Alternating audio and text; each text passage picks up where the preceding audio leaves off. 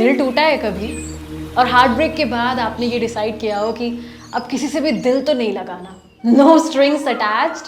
हमारा तो WhatsApp status डल जाता है एकदम, इंस्टा स्टोरीज भी डल जाती हैं, नो अटैचमेंट शायरी के साथ। फिल्म्स में भी अगर आपने नोटिस किया हो, हम देखते आ रहे हैं बचपन से ऐसे कैरेक्टर्स कि अगर पार्टनर नहीं रहा साथ में, आदमी एकदम पत्थर से दिल का हो जाता है, कोई फ़र्क ही नहीं पड़ता उसे, kind of rough and tough. क्योंकि उस वक्त हमें लगता है कि ऐसा करने से हम ठीक रहेंगे। हमें लगता है कि चूंकि हमारे अंदर फीलिंग्स थी इसलिए तो हम हर्ट हुए। तो गीता में आप जैसों के लिए ना कुछ कहा गया है, आइए जानते हैं। मैं मानसी हूँ आपके साथ on ABP live podcast. Hello जी, यह है गीता अनप्लग्ड। रोज़ाना आप और हम मुलाकात करते हैं, दो चार बातें करते हैं इधर उधर की। गीता से आपके लिए श्लोक लेकर आती हूँ, मीनिंग बताती हूँ, बहुत ही आसान, बहुत ही सिंप्लीफाइड वे में, ये सोच के कि कहीं कुछ फ़ायदा हो जाए मुझे भी और आपको भी।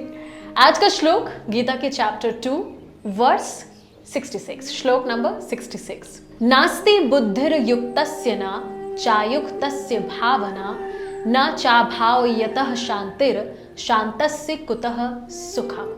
ये तो हुआ संस्कृत में। सबसे पहले English translation. An undisciplined person who has not controlled the mind and senses can neither have a resolute intellect nor steady contemplation on God. For one who never unites the mind with God, there is no peace. And how can one who lacks peace be happy?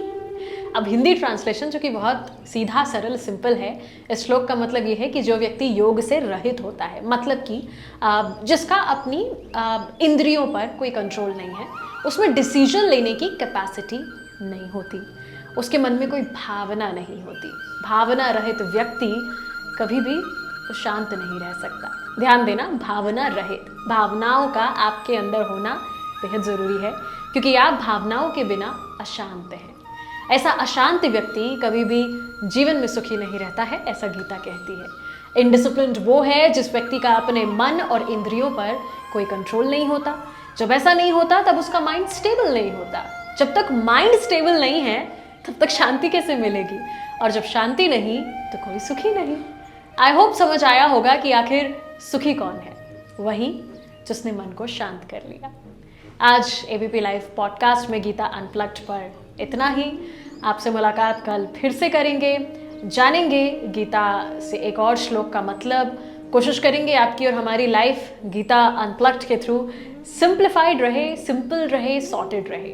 मैं मानसी हूँ आपके साथ।